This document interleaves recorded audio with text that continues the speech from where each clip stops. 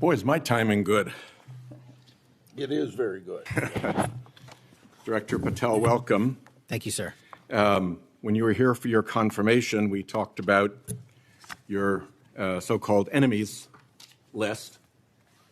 It appears to me that there have been adverse actions of various kinds taken against about 20 of the 60 people on your enemies list. You've been in office for 7 months. At that rate, you've got 14 months until you've hit all 60. Sitting across from Whitehouse is FBI Director Kash Patel. And from the very first question, the tension is obvious. This isn't friendly oversight. This isn't curiosity. This is a senator who has clearly done the homework and a witness who already knows he's walking into a storm. Can you explain that? Again, that is an entirely inaccurate presupposition. I do not have an enemies list. You can continue to characterize it as you wish. The only actions we take, generally speaking, for personnel at the FBI are ones based on merit and qualification and your ability to uphold your constitutional duty. You fall short, you don't work there anymore. Well, there was a list. You don't like it to be called an enemies list, and it had about 60 names, and about 20 have had an adverse action. So those are, I think, pretty clear facts. Let me move on to your grand jury testimony, which we also talked about when you were here. I think you indicated that you understood that a witness in the grand jury is free to discuss afterwards whatever they told the grand jury. And you then went on to suggest, saying, I can't go into court orders granted by the D.C. District Chief Judge, and you want me to violate a court order. In those remarks, you fairly plainly suggested that there was a court order of some kind that somehow restricted or limited your ability to discuss your own testimony to that grand jury.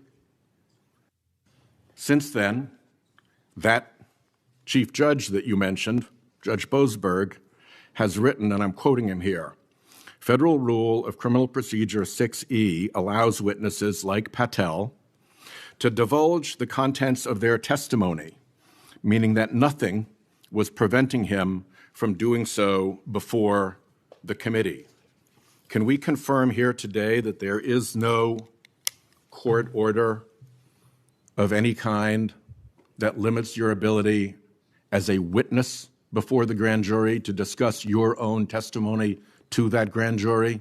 We can confirm that pursuant to my action that grand jury testimony has been released, the transcript.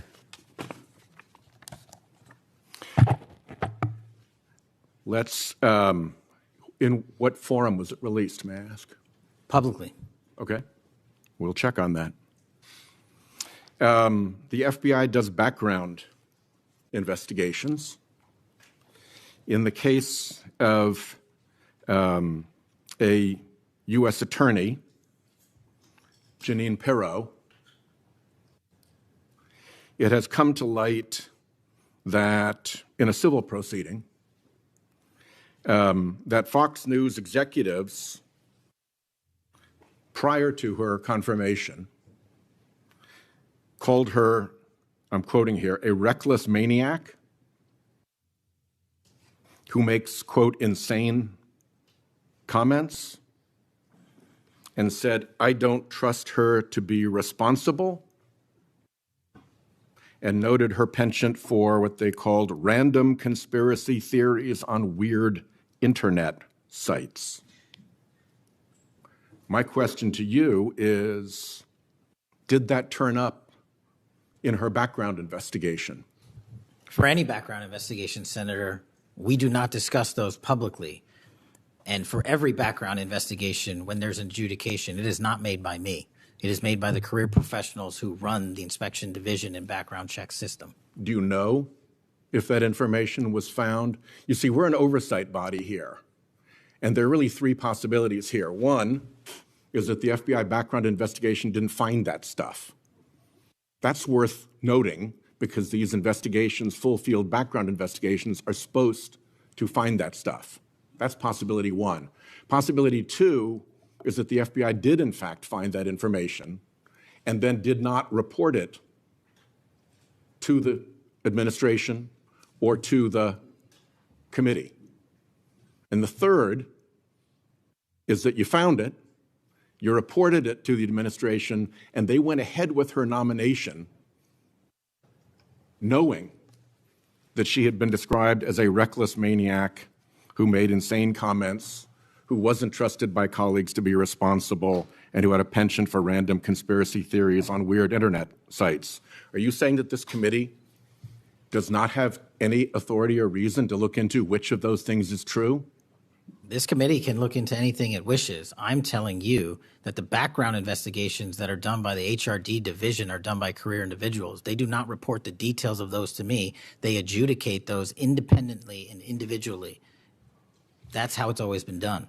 What happened during the pause of FBI background investigations that was alleged in the complaint against you and the FBI by the FBI agents who were terminated?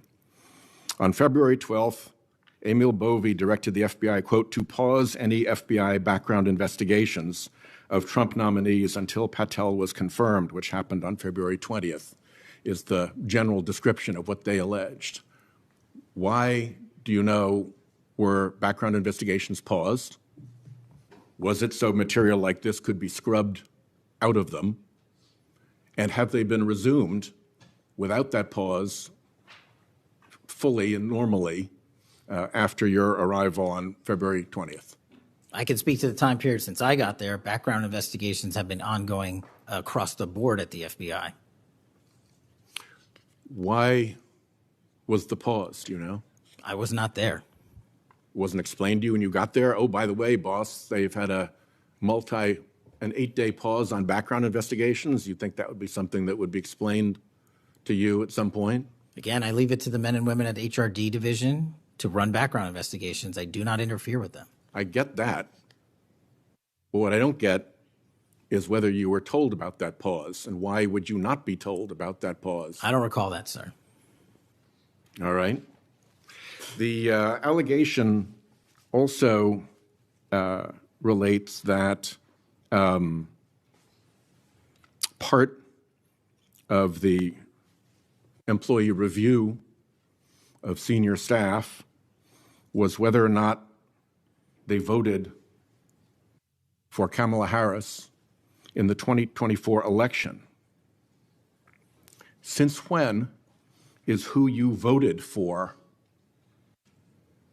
a proper question for agents to be asked? I don't know what allegation you're referring to, Senator. If it's from an ongoing matter in litigation, I can't discuss that. But what I can discuss is I can only speak to the FBI's background investigations. There are other background investigations conducted across the government. I can only speak to mine. So just to clarify, I'm not talking about the FBI full field background investigations. I'm talking about internal employee reviews for promotion, for termination, for job actions of various kinds. And my question to you is it now the policy of the FBI to ask agents who they voted for, and since when is who agents voted for a proper question for the FBI to ask? Taking those in reverse order, it's not a proper question, and it's improper to allege that I'm doing that. And also at the FBI specifically, under my leadership, we do not ask who you voted for. And just one correction for the record, if I may, Senator, it's Security Division that runs background investigations, not HRD. Okay. I'll accept that correction. And in the event that we cannot locate your grand jury transcript, just expect a question for the record that will give you the chance to either provide that transcript again if it had been previously provided, or to make the statement that Grand Jury Rule 6E allows you, to the best of your recollection, truthfully, about what it is that you told that grand jury. Do you understand that?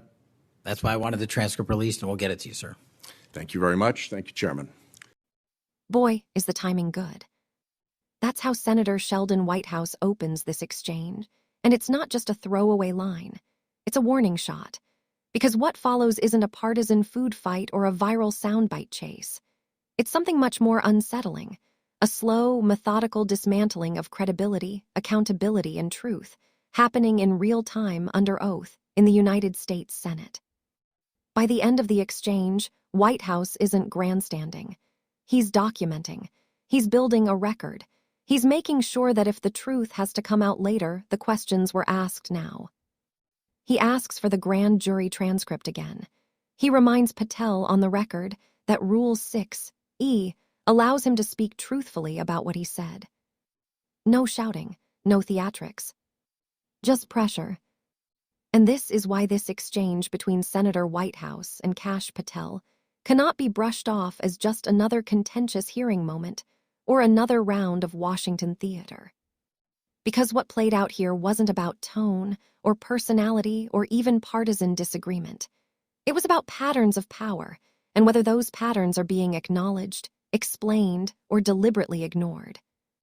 Over and over again, Whitehouse didn't accuse, he asked. He laid out timelines. He referenced judges. He quoted sworn testimony. He walked through logical possibilities one by one, giving Patel every opportunity to clarify, correct, or confront the substance of the concerns head-on. And just as consistently, the answers stopped short. They shifted. They narrowed. They disappeared behind process, memory lapses, or claims of distance from decisions that nevertheless occurred under Patel's leadership. That matters. Because institutions like the FBI do not rely on trust by accident. They rely on trust because the public must believe that power is exercised neutrally, professionally, and without political retribution. The moment that belief begins to crack, even slightly, the damage doesn't stay abstract. It affects morale inside the agency. It affects whistleblowers deciding whether to speak up. It affects whether the public believes investigations are fair or predetermined. The unanswered questions linger for a reason. Why do adverse actions seem to track so closely with a known list of internal critics? Why was grand jury secrecy invoked when no legal restriction actually existed? Why was a pause in background investigations never clearly explained? Why do allegations of political loyalty tests inside a federal law enforcement agency now feel plausible enough to be asked under oath? None of those questions were fully resolved here, and that, in itself, is the story. Oversight is not about catching someone in a lie in real time. It's about building a record, one that shows where clarity was offered and where it was withheld. Senator Whitehouse did exactly that. He made sure the questions were asked, the contradictions were noted, and the gaps were preserved for future accountability. And history tells us this much. The most consequential abuses of power rarely announce themselves loudly. They surface first as patterns that feel off, as procedures that suddenly become opaque, as explanations that technically exist but don't quite add up. By the time those patterns are undeniable, the damage is often already done. That's why hearings like this matter, even when they end without a dramatic reveal. Because democracy doesn't depend on perfect answers. It depends on the insistence that answers be given at all. And if those answers don't come today, they don't disappear. They wait on the record, in the transcript, in the memory of anyone paying attention. So the real question left hanging after this exchange isn't about Kash Patel alone. It's about whether institutions designed to serve the public can withstand the pressure of political loyalty, secrecy, and selective accountability, or whether those pressures are already reshaping them from the inside. That's not a left-right question. That's a democracy question. And it's one we can't afford to stop asking. If you want more deep-dive breakdowns like this, without the spin, without the shouting, and without letting powerful people off the hook, like this video, subscribe to the channel and comment below. Tell me what stood out to you most in this exchange, because the conversation doesn't end in that hearing room. It starts with us.